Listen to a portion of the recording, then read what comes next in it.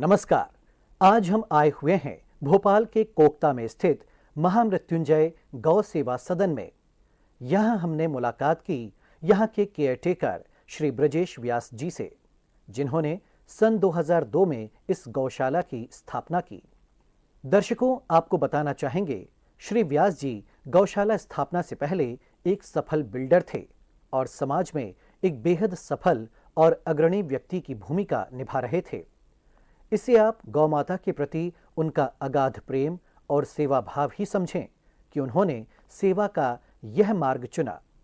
आज वे अपने बचपन के गौ प्रेम को सफलतापूर्वक मूर्त रूप दे रहे हैं। इस गौशाला में घायल, अपाहिज, एक्सीडेंट का शिकार हुई और बेसहारा छोड़ी हुई गायों की देखभाल और सेवा करने का उन्होंने बीड़ा उठाया हुआ है। ब्रजेश जी ने यह गाय के गोबर से गौ काष्ठ और कंडे बनाने का प्रोजेक्ट भी स्थापित किया है, जो कि बेहद प्रशंसनीय है। गौशाला में नेचुरल खाद भी बनाई जाती है। साथ ही गाय के गोबर से केंचुआ वर्मी कंपोस्ट खाद भी बनाई जाती है। इन सब से इतर श्री व्यास जी और उनकी पूरी टीम अनवरत उन गायों की रक्षा में लगे रहती है जिन्हें तस्करी किया जाता है। यह लोग पुलिस की सहायता से इन्हें बचाते तो हैं ही, साथ ही साथ उनकी ताउम्र रक्षा और भरण पोषण की जिम्मेदारी भी उठाते हैं। आज श्री व्यास एक अग्रणी समाज सेवी और गौ प्रेमी के रूप में जाने जाते हैं।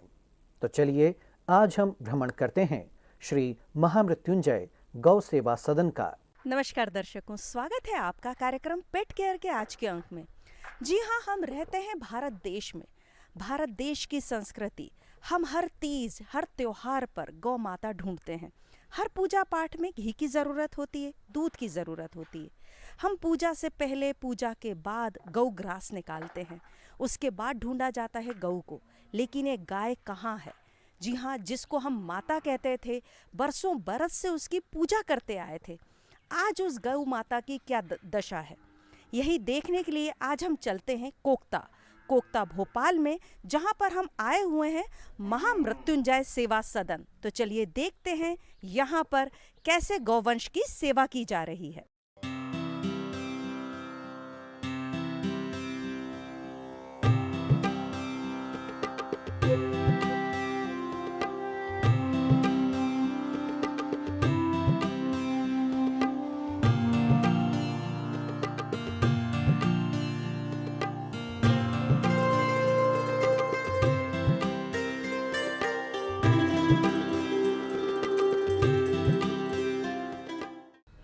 जैसा कि मैंने आपको पहले भी बताया कि हम आए हुए हैं गौशाला भ्रमण को।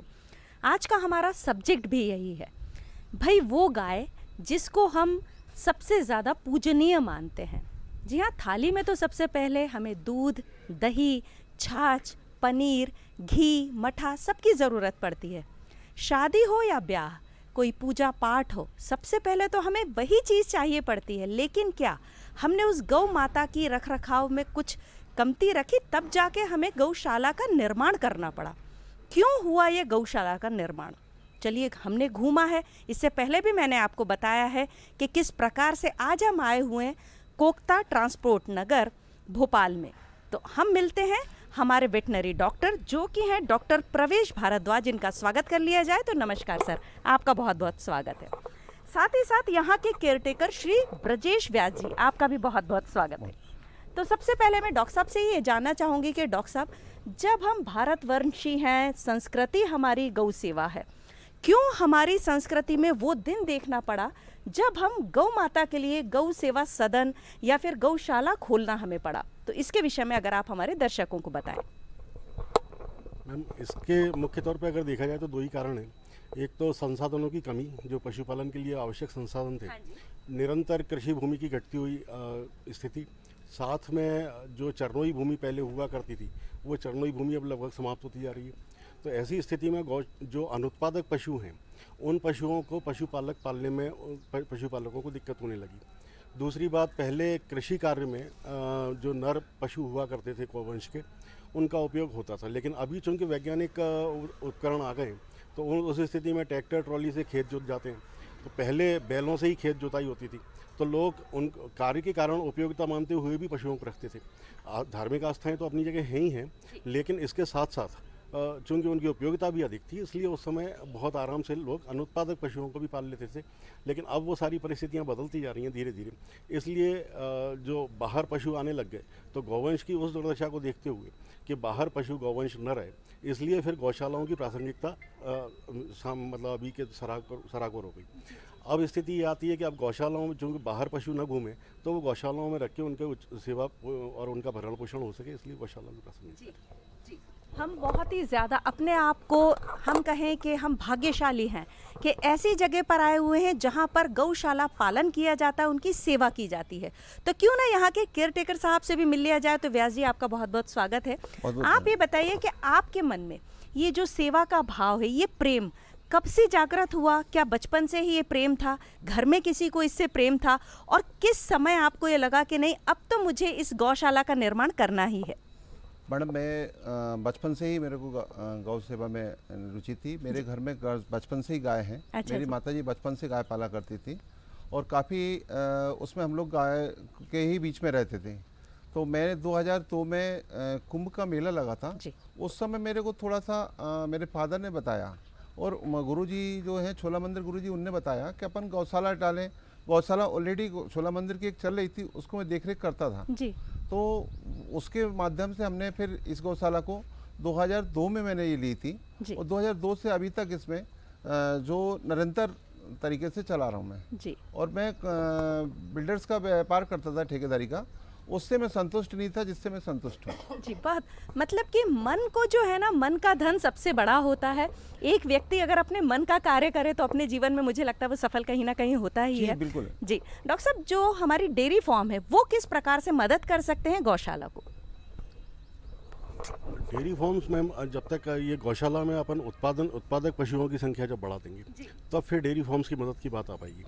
तो डेयरी फार्म्स के अलावा जो कि हमारा जो पशुपालन विभाग है, वो पशुपालन विभाग में एक अलग से एक प्रकोष्ठ है जो गौ संवर्धन बोर्ड के नाम से। तो वो शासकीय मदद के तौर पर प्रति पशु 20 रुपये प्रतिदिन के हिसाब से पंजीकृत गौशालाओं को देता है। मध्य प्रदेश में लगभग 1900 गौशालाएँ हैं, जिनमें लगभग 3 लाख गौवंश हैं, और इन गौवंश को ये भरण पोषण की राशि गौ संवर्धन बोर्ड द्वारा दी जाती है।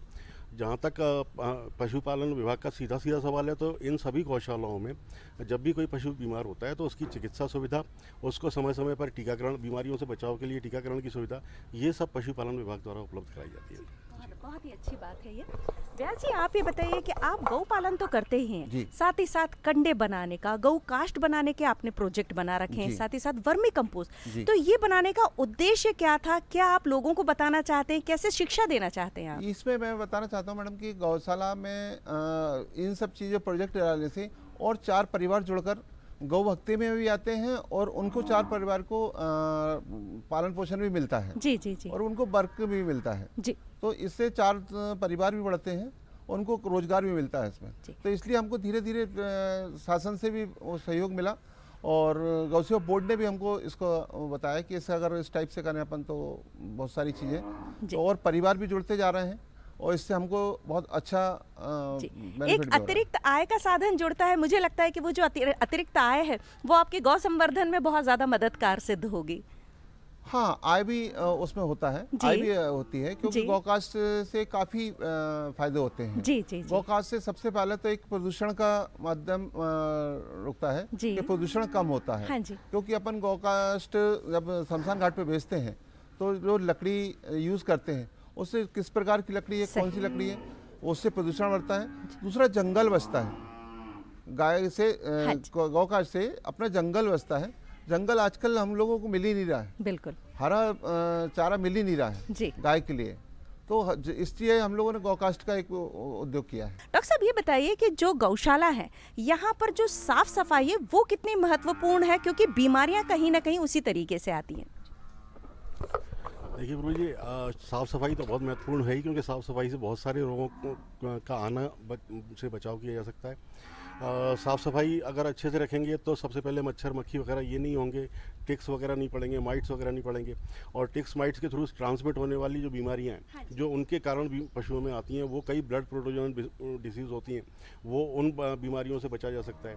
साथ ही जो इनहेलेशन के कारण या साफ़ सफाई रखेंगे तो अगर किसी इन्फेक्टेड एक पशु का कोई भी अगर इनहेलेशन या इसके एक्सक्रीशन के थ्रू जो बीमारी फैल सकती है वो भी बचाई जा सकती है।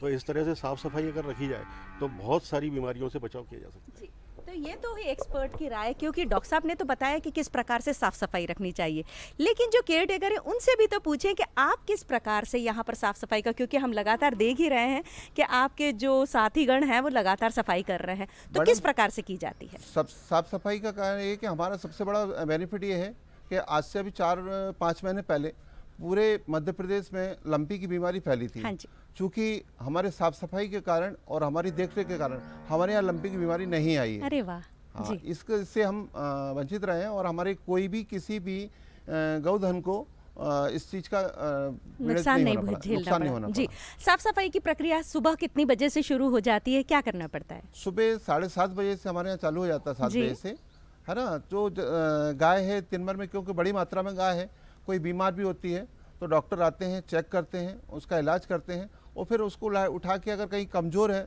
तो उसको उठा के अलग लगाते हैं, ग्लूकोज की बोतल चढ़ाते हैं हम लोग। हाँ जी। है ना। और उसके बाद फिर साफ़ सफाई के लिए चालू हो जाता काम, तो दिन भर साफ़ सफाई रहता है। और दिन में जैसे भी गाय छोड़ देते हैं तो बीच में भी अगर ज़रूरत पड़ती है तो 2 बाइयाँ एक्स्ट्रा लगी हुई हैं जो कंटिन्यू उस सर्विस को करती हैं। जी, बहुत अच्छा। डॉक्टर साहब ये बताइए कि जो बेसिक बीमारियां हैं, क्योंकि कभी कभी कहा जाता है ना कि हम जब झुंड में रहते हैं तो एक को एक सर्दी हो सकती है, खांसी हो सकती है, ऐसी कौन कौन सी बीमारियां हैं जो कि गौशाला में लगने का, क्योंकि ज़्यादा संख्या होती है तो वो डर होता है, और उससे बचाव किस प्रकार से किया जाए? जितनी भी इन्फेक्शियस डिसीज़ हैं मैडम, तो वो सब जिनमें कई सारी बैक्टीरियल डिसीज़ हैं, वायरल डिसीज़ हैं, जैसा अभी आपने सुना कि ब्रजेश जी ने बताया लंपी। अब लंपी बीमारी के विषय में मैं आपको एक और बात अपने ये मेरे विभाग से संबंधित है इसलिए थोड़ा सा बताना चाहूँगा कि लंपी जब फैली तो अपने बगल के स्टेट राजस्थान में आपने एक चित्र अखबारों में प्रकाशित हुआ था, आपने देखा था कि वहाँ मतलब हजारों लाखों की संख्या में गौवंश की हानि हुई सड़कों पर। लेकिन मध्य प्रदेश में इतनी जल्दी उस पर क्विक एक्शन पशुपालन विभाग द्वारा लिया गया कि मध्य प्रदेश में अच्छी खासी लंपी फैली थी बीमारी, लेकिन केवल 696 पशुओं की हानि हुई। तो ये मतलब पूरे प्रदेश में, मध्य प्रदेश में जो रिकॉर्ड हुई वो 696 पशुओं की आनी थी। तो इस तरह से क्या है कि ये जो इन्फेक्शियस डिसीज़ जितनी भी हैं वो अगर गौशाला में आती हैं तो उसमें सबसे पहले अपन को करना यही चाहिए कि उस पशु को जिसमें अपन को लक्षण दिख रहे हैं उसको अपन को सेग्रीगेट करके एक अलग शेड में बांध देना चाहिए। उस पशु के पास दूसरे अन्य पशु न जाएँ। अगर अपन उस पशु का दूध निकाल रहे हैं या उस पशु को अपन ने चारा डाला है और उसका बचा हुआ चारा जो है वो अपन को अलग से रिमूव कर देना चाहिए, उसको अपन को अन्य पशुओं के संपर्क में नहीं आने देना चाहिए। तो अगर इन बातों का अपन ख्याल रखें तो अपन अपने इन्फेक्शियस डिसीज़ से अपने पशुओं को संक्रामक रोगों से बचा सकते हैं। जी, व्यास जी आप ये बताइए कि क्या कभी ऐसा हुआ कि कोई बहुत ज़्यादा बीमार गाय हो गई हो, उसको संभालना थोड़ा मुश्किल हो गया हो, या फिर अगर कुछ संक्रमण होता है तो उस समय आप सबसे पहले प्राथमिकता क्या करते हैं? क्या खुद के ही जो फर्स्ट एड है वो पहले यूज़ करते हैं या सीधे डॉक्टर साहब को आप बुलाते हैं? नहीं, हम खुद भी करते हैं क्योंकि मेरे को 20-22 साल से ऊपर हो गया है। हाँ जी। तो 40% तक तो हम लोग खुद ही इलाज करते हैं। हमारे यहाँ भी जो कर्मचारी हैं वो सीख गए हैं जी। और अगर कोई ऐसी बीमारी होती है जैसे लंपी हुई, रोगा हुआ, तो हम उसको ऑलरेडी पहले से क्वारंटाइन कर देते हैं। अच्छा जी। तो उन गायों दूसरे गांव से दूर कर देते हैं उस गाय को। हाँ जी। तो इसलिए हमको ज़्यादा दिक्कत नहीं होती। जी जी, बहुत अच्छी बताई आपने। तो डॉक्टर साहब आप ये बताइए कि टीकाकरण की प्रक्रिया कब से करना चाहिए, क्योंकि जब एक नया बछड़ा आता है तो किस उम्र से करना चाहिए, कितना ज़रूरी है और कितना कारगर होता है, क्योंकि कई बार ऐसा होता है कि नहीं मेरी गाय तो स्वस्थ है, मुझे टीकाकरण की क्या ज़रूरत है? इसमें जो गौवंश में बेसिकली अपन को 3 टीके प्रतिवर्ष लगाने चाहिए। वो 3 टीकों में एक अपन गलघोंटू और BQ करके बीमारी होती है जिसको फड़ सूजन या एकटंगिया रोग के नाम से भी जानते हैं। तो ये जो 2 बीमारियों का टीका है ये साल में एक बार ही लगता है जब अपन मतलब गर्मी ख़त्म होती है और बारिश शुरू होने वाली होती है, उससे पहले अपन को लगवा लेना चाहिए। माने अप्रैल मई समय में ये टीका लगवा लेना चाहिए दोनों। और एक दूसरी बीमारी है जो पशु को मुंह में खुरपका मुंह पका के नाक से, जिसको एफएमडी भी कहते हैं, फुट एंड माउथ डिसीज़। ये बीमारी जो है इसके टीका अपन को साल में 2 बार लगवाना चाहिए। एक अगर इसको अपन साधारण लैंग्वेज में बोलें तो इसको बोलते हैं कि अपन एक होली दिवाली पे लगा लेना चाहिए, यानी अपन को एक बार अक्टूबर नवंबर के टाइम पे लगा लेना चाहिए और एक बार इधर अपन मार्च के आसपास लगा लें, फरवरी मार्च के आसपास। तो इनका तो अपन को टीकाकरण करा ही लेना चाहिए। लेकिन एक और अभी टीका अपन अभी मध्य प्रदेश शासन द्वारा सजेस्ट किया जाता है। एक ब्रूसेलोसिस बीमारी होती है, तो वो उस बीमारी से बचाव के लिए मादा पशुओं को केवल ये टीका लगता है और मादा पशुओं को अपन लगभग 8 महीने की उम्र पर ये टीका लगाते हैं और ये टीका केवल एक ही बार लगना है, इसके बाद फिर लाइफ लॉन्ग इम्यूनिटी डेवलप हो जाती है। तो इन टीकों को अवश्य लगवाना चाहिए। बहुत ही अच्छे से आपने समझाया। व्यास जी, आप ये बताइए, घर में जब 2 बच्चे होते हैं तो उनका बड़ा ध्यान रखना पड़ता है कि भाई हमें इसको ये वाला टीका लगवाए इसको। अब आपके पास तो मुझे लग रहा है बहुत सारी गाय हैं, तो उसका आप ध्यान कैसे रखते हैं? क्या सबका पूरा डायरी मेंटेन होती है, रजिस्ट्रार होता है, कैसे करते हैं? पूरा रजिस्टर मेंटेन होता है मैडम जी। वो पूरा हम लोग उसकी डेट बाय डेट भी रखते हैं। अच्छा जी। डॉक्टर मैडम आती हैं, बाकायदा टीकाकरण करती जी। हैं और उसको चेक भी करती हैं कि इसके अंदर कोई बीमारी तो नहीं है जी। क्योंकि छोटा बछड़ा है, उसके मुंह में छाले हो जाए या रोगा हो जाए कोई प्रकार का, तो इसलिए मैडम आती है, चेक करती हैं, उसके बाद हम फिर सब जानवरों में उसको मिक्स करते हैं। जी जी, बहुत बहुत ही अच्छी बात है ये कि आप इतना ज़्यादा ध्यान रखते हैं। आपने जैसे कार्यक्रम की शुरुआत में ही हमें पहले भी बताया था कि जो लाचार हैं, जो बीमार हैं, जिनको छोड़ दिया गया है या फिर जो तस्करी भी की जाती है, उन गायों को भी आप छुड़वा के लेकर आते हैं। तो उस प्रक्रिया के बारे में बताएं कि कैसे वो आप गायों को पकड़ के लेकर आते हैं और कैसी चुनौतियाँ आपके सामने आती हैं?